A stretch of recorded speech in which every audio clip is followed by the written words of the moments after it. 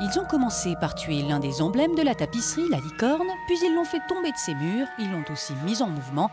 Alors que l'artiste était quasi moribond, les appels à projets l'ont propulsé sur le devant de la scène créatrice, et cela dès la première édition en 2010. Ça a été quelque chose de tout à fait surprenant, où on allait chercher à plusieurs les enveloppes qui arrivaient à la poste et où vous aviez filmé à l'époque les tables de l'École nationale d'art décoratif remplies sur des mètres linéaires de dossiers.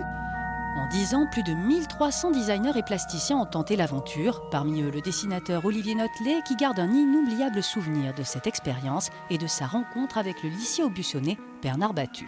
J'ai découvert le travail très particulier de Bernard parce que c'était aussi un grand chercheur. À chaque fois, il redoublait d'inventivité et de justesse surtout. C'est surtout ça, je crois qu'il faut dire, c'est il a toujours eu des initiatives extrêmement justes par rapport au travail du départ.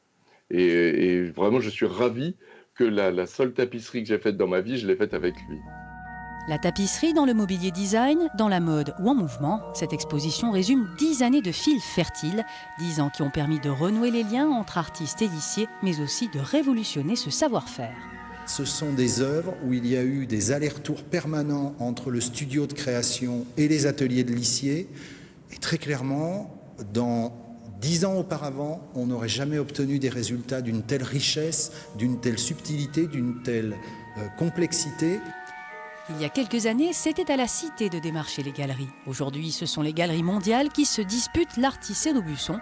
Il suffit de voir l'exposition pour comprendre cette révolution.